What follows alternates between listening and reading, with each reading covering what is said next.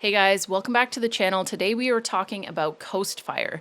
I've been living a CoastFIRE lifestyle for over a year now, and it's been amazing. I wanted to touch on how I achieved this, what was involved, what I'm invested in, and how the numbers work out, and really what it's been like working part-time and just coasting towards a normal retirement. So how to achieve FIRE, how to achieve CoastFIRE. I did do a video about this probably over a year ago now, and I'm not going to get into like the specifics about FIRE and how to do all that. I'll link a video here for you if you're interested in knowing the mechanics of it. But chances are, if you're watching this video, you might already know a lot of the background. And it essentially boils down to raising your income and lowering your expenses based on when your target age or target date is to start living the CoastFIRE lifestyle. So CoastFIRE is having enough money invested so that you don't have to add any more money into it, and you would be able to retire on those savings at traditional retirement age based on just like a 5% return. That can be changed, but that is essentially the idea behind CoastFIRE. A lot of people who are chasing after the CoastFIRE lifestyle either want to pursue their own business on the side and not jump fully into it right away, or they want to just experience life and not be at work full time. They want to be out exploring things, doing the things they want to do, doing hobbies, creating a life that they really want to live outside of a full-time working type of situation. So that means that you really only have to work enough to support your expenses once you hit that CoastFIRE number. When I do my calculations, I use the Government of Canada website. Their retirement calculator includes CPP, which is the Canadian Pension Plan, and OAS, or Old Age Security. Now, in my calculations, I would be taking both CPP and OAS at age 65, and that does not include the GIS, which is Guaranteed Income Supplement for lower income seniors. So there would be a little bit of a cushion. The amount that I have invested, which is invested in just one ETF called VEQT, or the Vanguard All Equity Fund, is $58,780.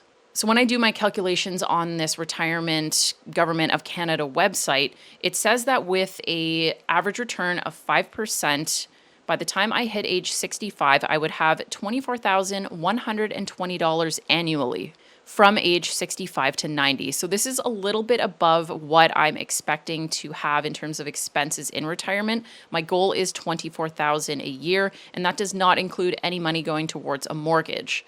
I own a condo back in Calgary, and I will have that paid off by then, so I won't have to worry about mortgage payments, just maintenance and condo fees. And that works out to $2,000 a month, and I think without a mortgage, that money will go quite a ways. And right now I spend about $1,800 a month, so this is adding a little bit, minusing the mortgage payment. So I think this is pretty safe. Of course, there is always room to add a little bit more money into the retirement savings. If one year I make a little bit more than expected, or if I feel like I want a more luxurious retirement, there's always these options that you can change. But for now, I have been CoastFIRE for over a year, and I have been living that type of lifestyle for over a year. So let's get into what that has been like. So the end of 2022, I decided to leave my corporate job. I was planning on going back to school to become a helicopter pilot. I did not end up doing that, and I'll link the video here if you're interested in why. But I was off work for 5 months, and during that time, I pretty much just reset. I did a little bit of YouTube, I did some traveling, and for the most part, I just kind of was trying to figure out like what I was going to do with my life, what I wanted to do next, what the next step was. I did end up really missing the routine of work and the social aspect of it. So I ended up working for a brewery, a local craft brewery part-time, and I did that for just under a year. And in that time, I made, I think, about $16,000, and I had taken out $5,000 from my RRSPs to help float me. So 2022 was a pretty low income year for me, but I ended up really enjoying the experience of having so much time to myself to be able to do things I wanted to do. Like my life wasn't so revolved around work and the workplace. Then February came this year, and we ended up moving to New Zealand. So we're going to be here for 1 to 2 years, depending on how things work out.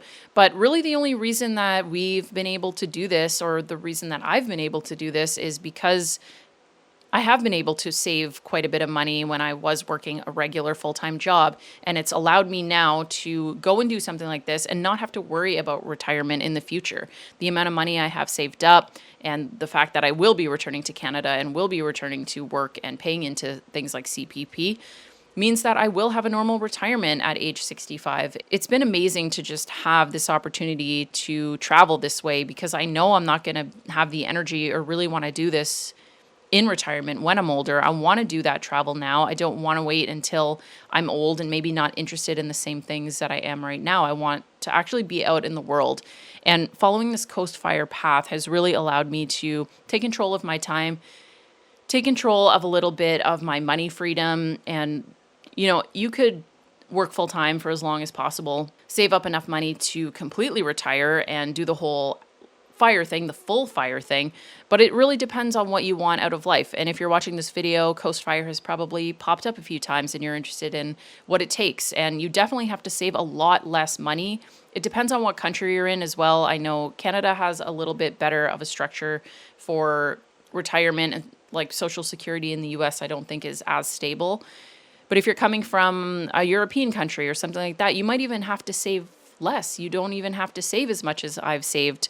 And if your retirement looks very similar, or you're expecting your retirement to look very similar to the way you live now, maybe you don't live that luxury lifestyle, this is such a great option. Like, you really don't have to wait until you're that retirement age to experience the things that you want to experience and pursue your dreams. You can save now for a few years, save up whatever amount that is, and then live that life now. You don't have to wait.